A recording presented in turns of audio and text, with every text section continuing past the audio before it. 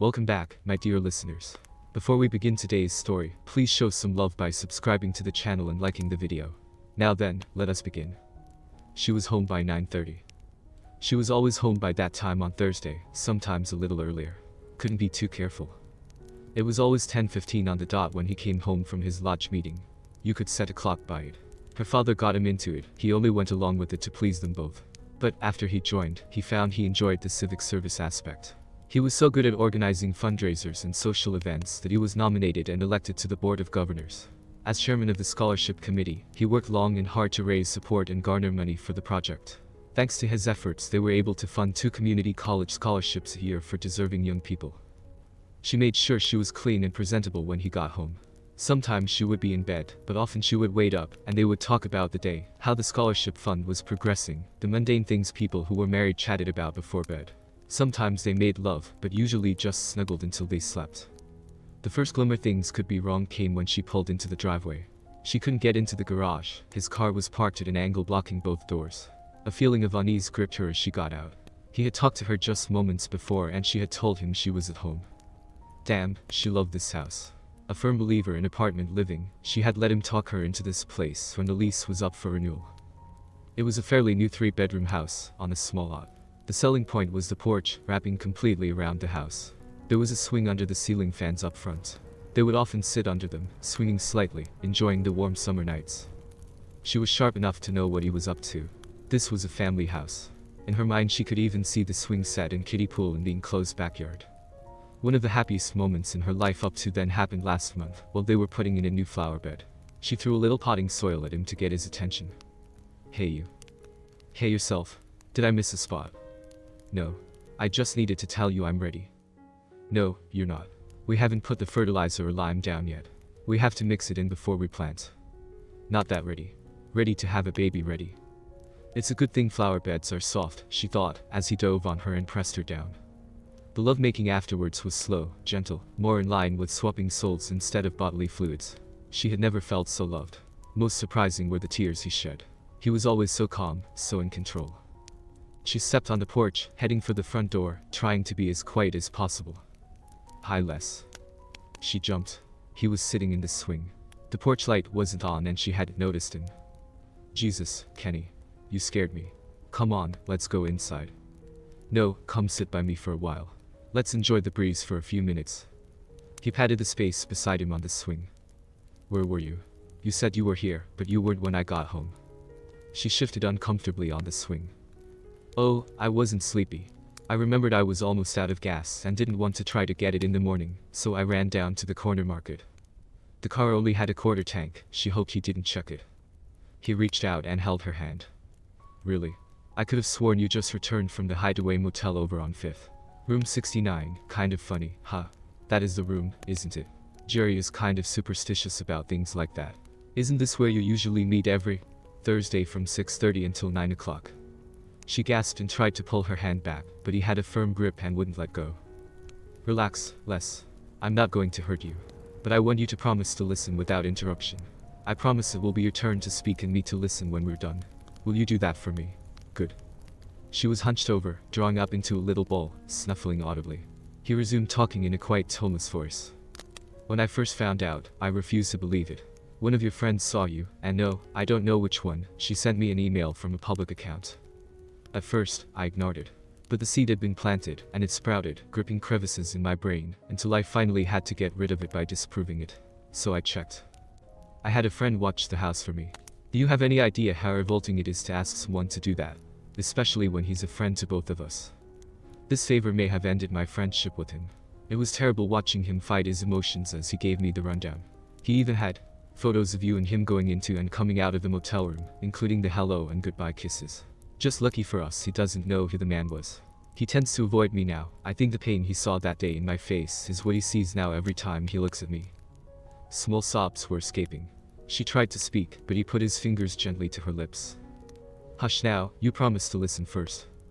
He held his fingers to her until he felt a small nod. Good. I'll try not to take too much longer.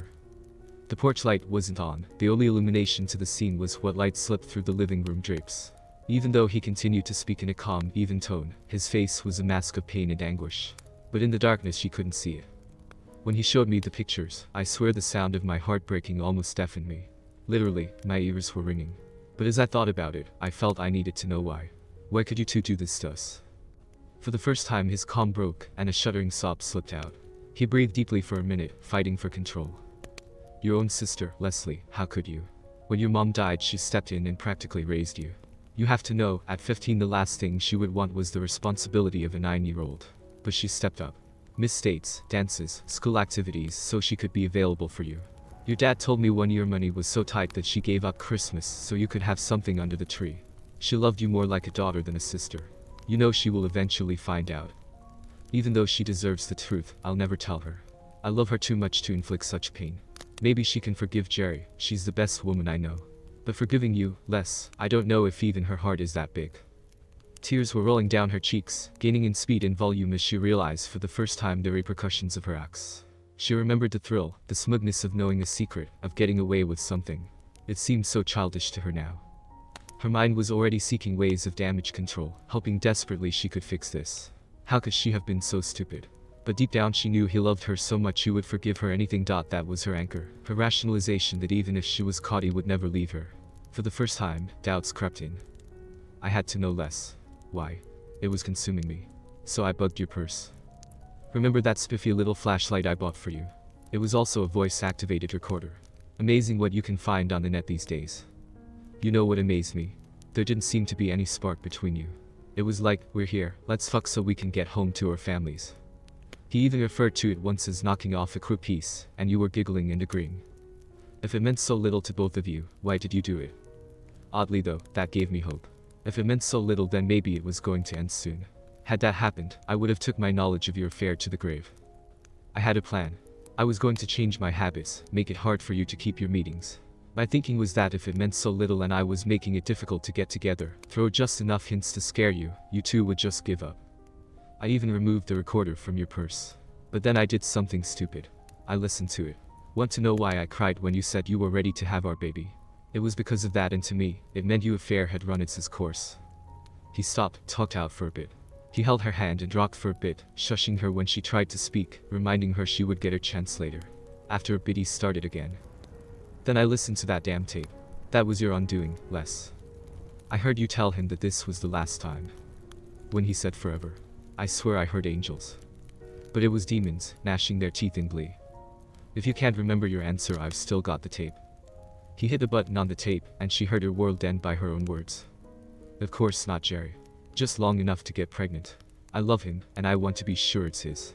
2 weeks after the doctor confirms I'm preggers, you'll be back in the saddle. We may have to meet more often. All my friends say being pregnant makes you horny all the time. Just be glad Kenny will be there to take up the slack. Even in the dark Kenny could see the paleness in her face. Rapid, shallow breathing indicated the start of hyperventilation. He waited until her breathing returned to normal. You have no idea what went through my head, Les. Ugly things so vicious and vile I'm ashamed they occurred to me. I was going to destroy you. Maybe kill Jerry. A slow, miserable, torturous death. Finally I calmed down and thought it through rationally. I've been considering what to do for the last 2 weeks. It took me a while, but I came up with the perfect revenge. I bet you're dying to know, aren't you, Les? She was terrified. Well, honey, here it is. It was so simple I don't know why it didn't occur to me earlier. You don't get to love me anymore. It will never again be Kenny and Les. From now on it's just Kenny, just Leslie. We are no longer one. We'll never have children. The 2 girls I wanted because I thought there should be more like you in the world will never be. The little boy with your grace and my size. He will never exist. We'll never go to Lamis class together. I'll never rub your tummy with lotion to minimize your stretch marks. I'll never hold your hand and cut the cord in the birthing room. The child had illness. Seeing them off to kindergarten, middle school, high school graduation, college will never happen. No birds and bees talks, no celebrating sports triumphs, consoling them when they lose, no driving lessons. No losing sleep when they first start dating. No grandchildren. When your hands tremble so bad you can't cut the cake celebrating your golden anniversary, it won't be mine helping you steady. You'll never get to grieve me, nor are you when one of us finally passes. This house we both love so much. I rescinded the offer to buy. We'll never own it together. It will never hold another memory of us. Finally his tears came. You killed us, Les, just as sure as if you put a gun to our heads and pulled the trigger. I've thought about it a lot. I'm tired of thinking, tired of crying, tired of feeling lost and alone. There has to be a good woman out there looking for a guy whose only talent is loving her completely, knowing his love and trust will never be betrayed. Not next week, not next month, but soon, soon I'll start looking. She has to be out there somewhere. He let go of her hand and stood, absently brushing his pants. I'm going now, Les. I've already took what I wanted. It was very little, I wanted nothing to remind me of you. I didn't take one picture of you, or of us together. I've got enough mental images to last me the rest of my life. He walked to the end of the porch and turned. I hope you find someone, Les. Remember this when you do. I'm not leaving town or changing jobs, so we'll see each other from time to time. Please don't embarrass us by trying to talk. I'll walk away. Quietly if I can, loud and rudely if I have to. One more thing and I'll go. It's up to you to tell your family. You made the mess, clean it up any way you want, as long as you don't make me the bad guy. Just say we couldn't make it work and I'll back you. Oh, I forgot. One more thing. Tell Jerry to stay away from me. If I'm at a bar, a restaurant, or any public place and he sees me, he should leave. I would never physically hurt you, but he deserves nothing, and honestly, I don't know if I would even want to control my anger. He was about to get in his car when the shock started to wear off. Running to him, she grabbed his arm. Wait, please wait. You told me I could talk when you were done. Please sit back down. Let me explain, beg if I need to. I swear I'll never touch another ever again. He gently removed her arm. Les, never, and I mean never, touch me again. I just did something I swore I would never do to you. I lied. I don't want to talk to you, don't want to hear your explanation or justification, don't want to hear your promises. We're done, Les. You don't know how sorry I am. He never said another word, just got into his car and left. She sat on the front steps, crying uncontrollably as he pulled away. And that is the end of today's story. Thanks for hanging out with us here today. To catch more awesome narrations, hit that subscribe button, drop a thumbs up, and comment your favorite part. And hey, don't forget to hit that notification bell to be the first to know when we drop the next story.